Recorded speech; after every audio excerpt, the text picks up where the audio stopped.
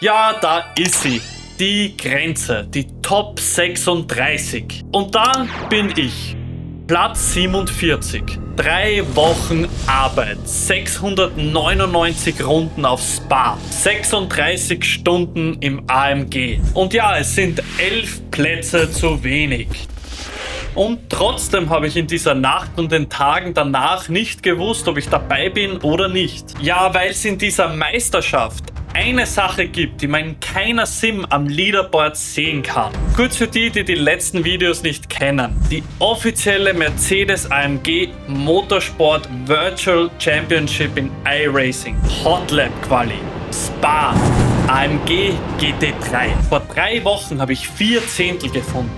Auf der Bremse. Platz 27 auf Platz 17. Und im letzten Video habe ich gezeigt, wo die letzten 2 Zehntel liegen. Und dass meine Optimum Lap Platz 11 wäre. Dann friert das Leaderboard ein und ich zeige dir jetzt die letzten 4 Stunden davor. Sonntagabend. 4 Stunden bis Mitternacht. Dann endet die Challenge. Und in den letzten Versuchen kriege ich eine Runde hin, die alles verspricht. Eau Rouge Radion perfekt. Camel sauber. Und als es wieder bergab geht, nach Le Con, steht auf der Uhr minus 2 Zehntel. 2 Zehntel, das wäre eben Platz 11. Ich muss sie also nur heimbringen. Und dann gebe ich sie wieder her. Kurve für Kurve.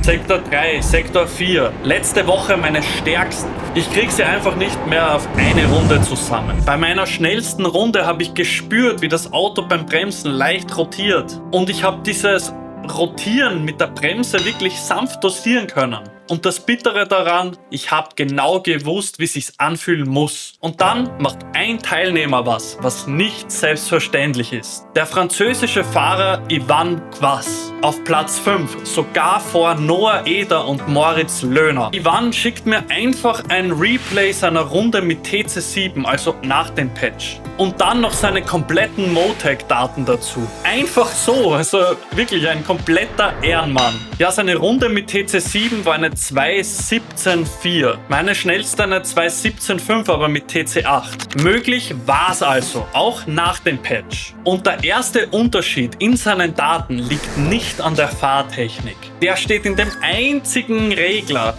den dieses Fixed Setup überhaupt hat. Ja, und du weißt es schon. Die Bremsbalance. Wie viel Bremsdruck vorne landet und wie viel hinten. Standardmäßig im Setup bei 53%. Ich bin immer mit 52,5% gefahren. Ivan bei 50,75.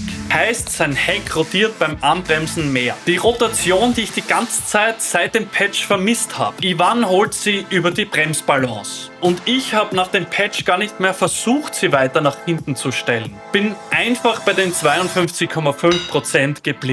Also die letzte Stunde fahre ich mit seiner Bremsbalance. Und es fühlt sich schon besser an, aber man muss sich auch ein bisschen drauf einstellen. Das geht nicht so.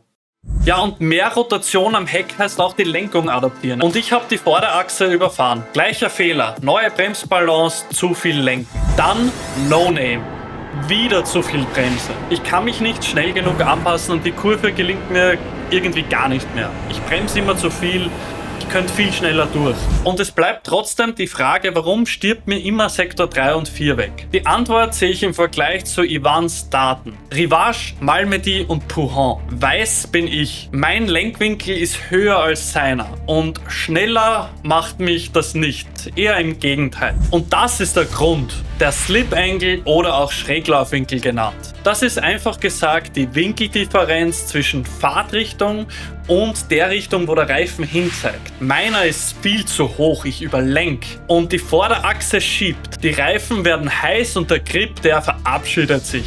Und die Rechnung zahle ich genau dort und in den darauf folgenden Kurven. Deswegen kriege ich Sektor 3 und 4 wahrscheinlich auch nicht mehr zusammen. Bis dahin sind meine Vorderreifen einfach fertig. Ja, zuerst war das ein Verdacht. Letzten Sonntag habe ich dir die Linie gezeigt. Jetzt konnte ich es in den Daten wirklich sehen. Das zeigt auch, wie wichtig eine Referenz ist. Und dann ist Mitternacht. Platz 47. Von 2037 Teilnehmern. Nicht mal 400 auf P36 im Leaderboard. 3 Wochen.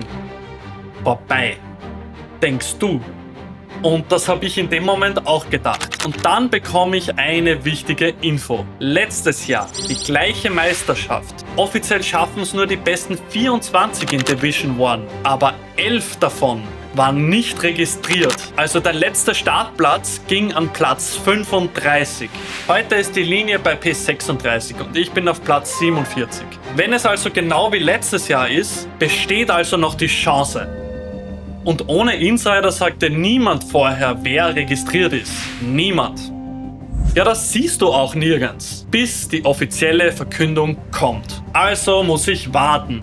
Montag, Dienstag, Mittwoch, Donnerstag. 4 Tage ist mein Startplatz gleichzeitig drin und draußen. Ich kann nur noch warten. Donnerstag, 13:15 Uhr. Das Announcement ist endlich im Discord. Und dort werden auch die Rollen verteilt. Ja, und ich habe keine Rolle bekommen.